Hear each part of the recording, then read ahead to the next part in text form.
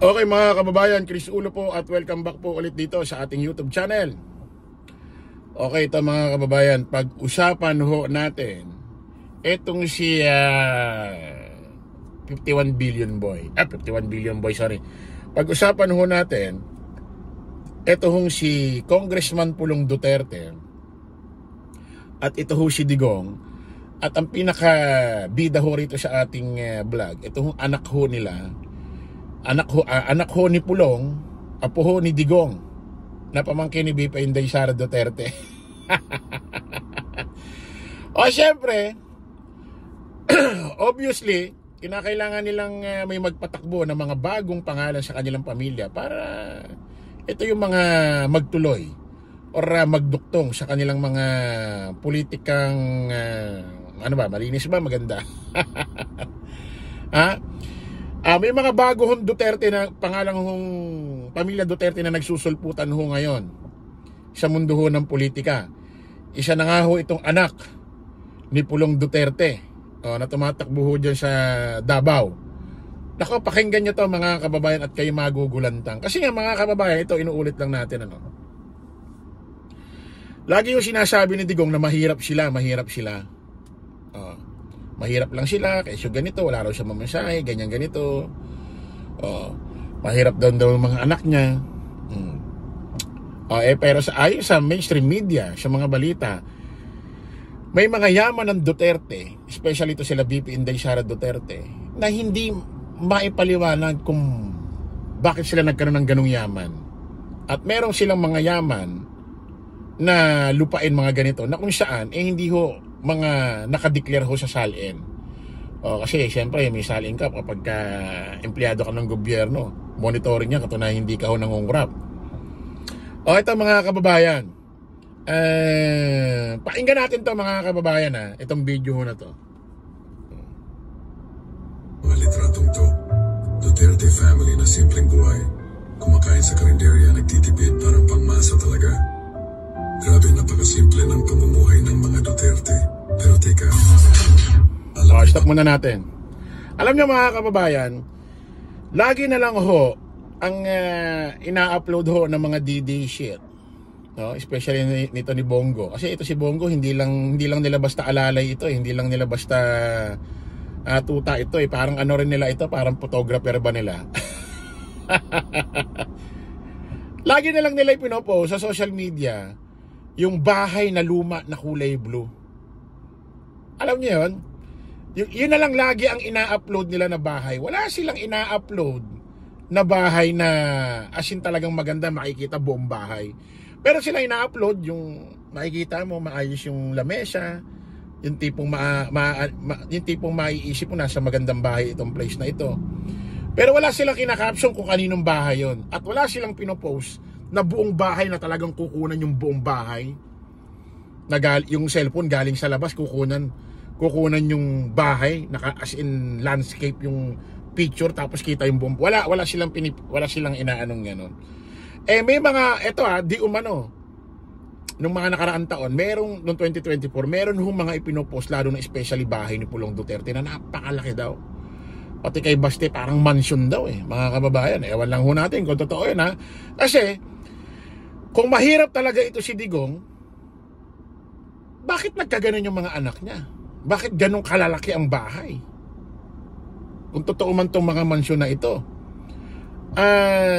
Kasi kung mahirap si Digong, saan galing yung mga yaman ng anak niya? Paano nagkamansyon? Yung iba nga dyan, may mga negosyo. Hirap na kakanegosyo mula bata. Walang mga ganitong mansyon. Siguro magkakaroon sila ng mga property, pero hindi asin talagang property ng mga malamansyon.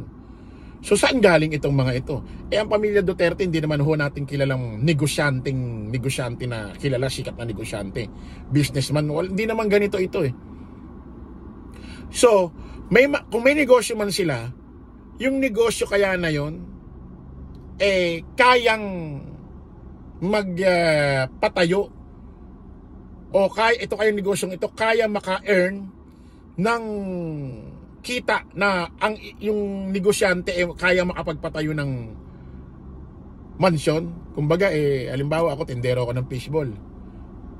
ito kayo pagtitinda ko ng fishball, kaya ko maka-earn, makapagpatayo ng mansyon.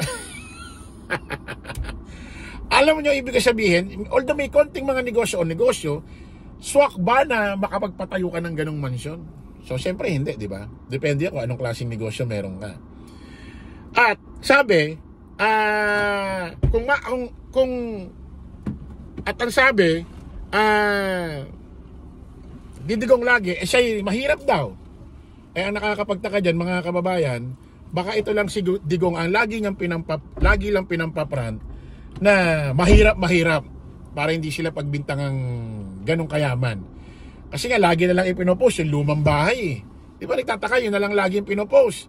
Tapos magbe-birthday, kukuha ng kanin totong, lalagyan ng kandila, sasabihin ni Bongo, simpleng tao lang po si Tatay Digong. Ito lang po, ganito lang po siya mag-birthday, kanin. Tapos may kandila. Ganun lang lagi. Parang pinakikita lagi, pinamumuka sa taong bahay na simple, baka masa. Walang pera, tapos magsusot ng damit. Ang susot lagi ni Digong, yung damit na puti na may Duterte sa kanyang damit. Ay siguro, Tatay Digong, siguro sabi ni Bongo, Tatay Digong, birthday mo ngayon. Saan tayo? Doon muna tayo sa bahay na luma. Picture muna tayo doon, tapos i-post mo. After, punta na tayo sa mansyon. Yun na lang lagi ang pinamumukha yung bahay na luma na yun. Wala ba kayo ibang bahay na ipopost dyan? Pakinggan natin ito Pakinggan nyo. Si Omar Duterte, anak ni Paulo Duterte, ay may-ari ng 160 branches ng 7-Eleven sa Davao. Yes, 167 Ulitin natin. Malitratong to. Duterte family na simpleng buhay. Kumakain sa karinderya, nagtitipid, parang pangmasa talaga. Grabe, napakasimple ng pamumuhay ng mga Duterte. Pero teka, alam niyo bang si Omar Duterte, anak ni Paulo Duterte, ay may-ari ng 160 branches ng 7-Eleven sa Davao? Yes, 160 7-Eleven stores. Si Paulo Duterte, putik. Ito sabi rito sa video Hindi natin sinasabing totoo ito. Pero sabi rito sa video, di umano, etong si Omar Duterte, anak ho ni Pulong Duterte, na may tinatakbo rin ho ngayon na posisyon dyan sa Davao, meron hong 160 branches na 7-Eleven. Tek. Wow, yung ganito kabata may 160 branches na 7-Eleven. Saan galing yun? Saan galing yung pinatayo na yun? Yung ganito kabata, Pulong. Putik 160 branches na 7-Eleven. Tapos mahirap kayo. Ano yan? Tuloy natin. Ni Omar nakatanggap ng pinakamalaking pondo. Noong presidente pa si Digong. So alam na natin kung saan galing ang puhunan para sa mga tindahan. Ito mga kababayan, inuulit lang ho natin. According sa DPWH,